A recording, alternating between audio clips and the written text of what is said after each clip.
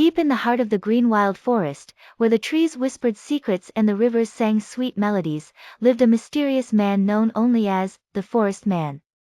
No one knew where he came from, but the animals loved him, and children told stories of his kindness. One sunny morning, a curious little girl named Lila decided to explore the forest. Her grandmother had warned her, never go too far, or the forest man might take you away. But Lila didn't believe in scary tales. She packed a small bag with bread and honey and set off. As she wandered deeper, the trees grew taller, and the sunlight danced through the leaves. Suddenly, she heard a soft rustling. A tiny rabbit with a hurt paw was trembling near a bush. "Oh no! Are you okay?" Lila whispered. Before she could help, a deep, gentle voice spoke. "He'll be fine, little one." Lila turned and gasped. A tall man with a cloak of leaves and twigs stood before her. His eyes sparkled like morning dew. The forest man knelt beside the rabbit, stroking its fur. With a touch, the wound closed. Lila's eyes widened. You healed him." The man smiled.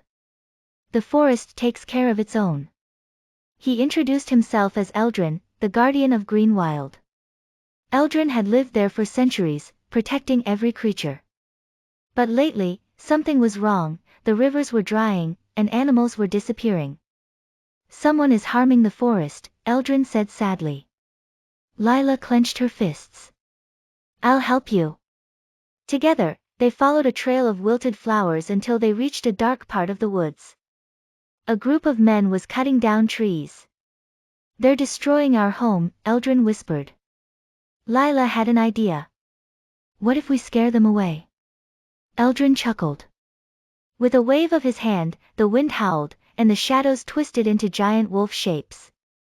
The men dropped their tools and ran, screaming, "The forest is haunted." With the forest safe again, Eldrin thanked Lila. "You have the heart of a true guardian." From that day on, Lila visited often, helping Eldrin heal animals and plant new trees. And whenever someone spoke of the scary forest man, she would just smile and say, "He's not scary at all. He's the kindest soul in the forest." And so, the legend of the forest man grew, not as a monster, but as a hero who loved all living things. Years had passed since Lila first met Eldrin, the forest man. Now a brave young girl of 12, she spent her days exploring Greenwild Forest, learning its secrets and helping Eldrin protect its magic. But one autumn evening, as the leaves turned gold and crimson, a new danger arrived. Chapter 1, The Disappearing Light. Lila sat by the great oak, where fireflies usually danced at dusk. But tonight, their glow was fading. Even the Rivera's song sounded weak. "Something's wrong," she murmured. Eldrin appeared beside her, his leafy cloak rustling. "An old darkness has returned," he said gravely. "The Shadow Weaver." Lila shivered. "What's that?" "A creature of greed," Eldrin explained. "Long ago, it fed on fear, turning living things into lifeless stone. I thought it was Ganya, but Ita's back." Just then, a squirrel froze mid-steepa, its tiny body turning gray and stiff. Chapter 2, The Race Against Time. The next morning, more animals were found petrified. Eldrina's magic could heal wounds, but even he couldn't reverse the Shadow Weaver's curse. "We must find its lair," Lila declared.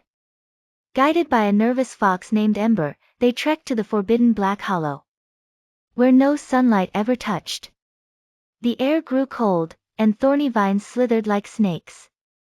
Suddenly, a voice hissed from the dark, "Eldrina, you cannot protect the forest forever." A figure emerged, a twisted being with smoke for skin and glowing red eyes. The Shadow Weaver. Chapter 3, The Battle of Wills. The creature lunged, spreading its inky darkness. Eldrin raised his hands, and roots burst from the ground, shielding them. "Lila, listen carefully," he whispered. "The Weaver fears laughter and light. Use this." He handed her a tiny seeda, the last sun berry, glowing like a miniature sun. Lila dashed forward, rolling the berry into the shadows. You are not welcome here, she shouted. The berry exploded into golden light, and the shadow weaver screeched, recoiling. No! The forest was mine before you came. Eldrin chanted ancient words. And the trees themselves bent, weaving a cage of thorns around the creature. Chapter 4, A fragile victory. With one final wail, the shadow weaver dissolved into mist, fleeing deeper into the unknown. The petrified animals slowly returned to life, and the fire flea's glow brightened.